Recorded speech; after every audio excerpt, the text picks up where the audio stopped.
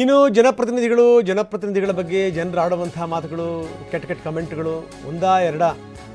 ಮೊನ್ನೆ ರಮ್ಯಾ ಯಾರ್ಯಾರನ್ನ ಒಳಗಡೆ ಕಳಿಸಿದ್ರು ನೋಡಿದ್ವಿ. ಅದಾದಮೇಲೆ ವಿಜಯಲಕ್ಷ್ಮಿ ಸರದಿ, ಈಗ ಮೋಟಮ್ಮನವರ ಪುತ್ರಿಯ ಸರದಿ. ಅಶ್ಲೀಲ ಕಮೆಂಟ್ ಮಾಡಿದಂಥವ್ರ ವಿರುದ್ಧ ಶಾಸಕಿ ಗರಂ ಆಗಿದ್ದಾರೆ, ಆರೋಪ ಮಾಡಿದ್ದಾರೆ.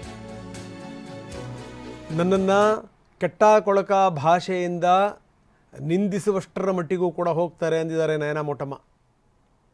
ಏನು ಜೀನ್ಸ್ ಪ್ಯಾಂಟ್ ಹಾಕೊಳ್ಳೋದೇ ತಪ್ಪಾ ಅಂತ ಕೂಡ ಶಾಸಕಿ ಕೇಳಿದ್ದಾರೆ. ಈ ರೀತಿ ಕೆಟ್ಟ ಕಮೆಂಟ್ ಮಾಡೋರಂಥವ್ರು ಏನು ಹೇಳಬೇಕು? ನೀವು ಯಾವ ಲೆವೆಲ್ಲಿ ಬೇಕಾದರೂ ಇಳಿದು ಬಿಡ್ತೀರಿ, ಬಟ್ಟೆ ಬಗ್ಗೆ ಕಮೆಂಟ್ ಮಾಡ್ತೀರಿ, ನಿಮಗೇನು ಹಕ್ಕಿದೆ ಅಂತ ಕೇಳಿದ್ದಾರೆ ನಯನಾ ಮೋಟಮ್ಮ. ಹೆಚ್ಚು ಕಡಿಮೆ ಆದರೆ ವೇಶ್ಯೆ ಅನ್ನುವಷ್ಟರ ಮಟ್ಟಿಗೂ ಕೂಡ ಇಳಿದು ಬಿಡ್ತಾರೆ ಜನಗಳು. ಬನ್ನಿ, ನಮ್ಮ ಪ್ರತಿನಿಧಿ ಅಶ್ವೇತ್ ಈಗ ನಮ್ಮೊಂದಿಗೆ ದೂರವಾಣಿ ಸಂಪರ್ಕದಲ್ಲಿದ್ದಾರೆ. ಅಶ್ವೇತ್, ಏನಿದು ಸಂಗತಿ? ಈಗ ವ್ಯಕ್ತಿನ ಅರೆಸ್ಟ್ ಮಾಡಿದಾರಾ ಕಮೆಂಟ್ ಮಾಡೋದನ್ನ?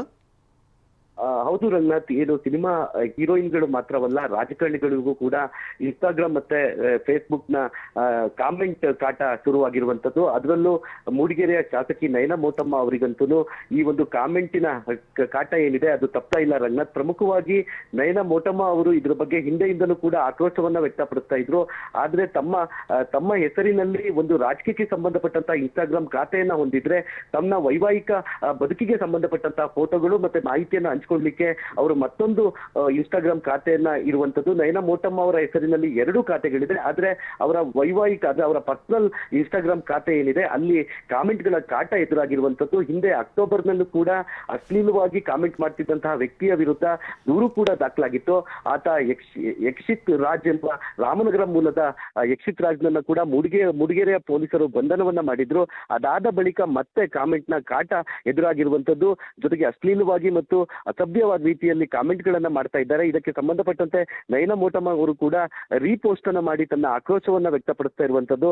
ಸಾಕಷ್ಟು ಅಸಭ್ಯ ರೀತಿಯಲ್ಲಿ ಕಾಮೆಂಟ್ ಗಳನ್ನ ಮಾಡ್ತಿದ್ದಾರೆ. ರಾಜಕೀಯ ಜೀವನವೇ ಬೇರೆ, ವೈಯಕ್ತಿಕ ಜೀವನವೇ ಬೇರೆ. ಆದ್ರೆ ಸಾಕಷ್ಟು ಅಶ್ಲೀಲವಾಗಿ ಮಹಿಳೆಯರನ್ನ ನಿಂದಿಸುವ ರೀತಿಯಲ್ಲಿ ಕಾಮೆಂಟ್ ಗಳು ಮಾಡ್ತಾ ಇರುವಂತದ್ದು ಎಷ್ಟು ಮಟ್ಟಿಗೆ ಸರಿ?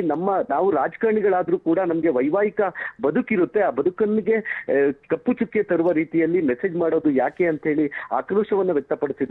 ಈ ಒಂದು ಕಾಮೆಂಟ್ ಗಳಿಗೆ ಸಂಬಂಧಪಟ್ಟಂತೆ ಕಾಂಗ್ರೆಸ್ನ ಕಾರ್ಯಕರ್ತರು ಕೂಡ ಮೂಡಿಗೆರೆ ಪೊಲೀಸ್ ಠಾಣೆಯಲ್ಲಿ ದೂರನ್ನ ನೀಡಲು ಕೂಡ ಒಂದು ಸಿದ್ಧತೆಯನ್ನ ನಡೆಸಿದ್ದಾರೆ ರಂಗನಾಥ್. ಓಕೆ, ಧನ್ಯವಾದ ತಮ್ಮೆಲ್ಲ ಮಾಹಿತಿಗೆ. ಇವೆಲ್ಲ ಯಾರು ಮಾಡ್ತಾರೆ ಅಂತಂದರೆ ಮಾಡಕ್ಕೆ ಬೇರೆ ಕೆಲಸ ಇಲ್ದಿರೋವಂಥವ್ರು. ದುಡಿಮೆ ಗೊತ್ತಿರಲ್ಲ, ಬೆಳೆಯೋದು ಗೊತ್ತಿರಲ್ಲ, ಕುತ್ಕೊಂಡು ಇನ್ನೇಳಿ ಮೊಬೈಲ್ ಕೈನಲ್ಲಿರುತ್ತೆ, ಬಾಯಿ ಬಂದಂಗೆ ಹಾಕೋದು.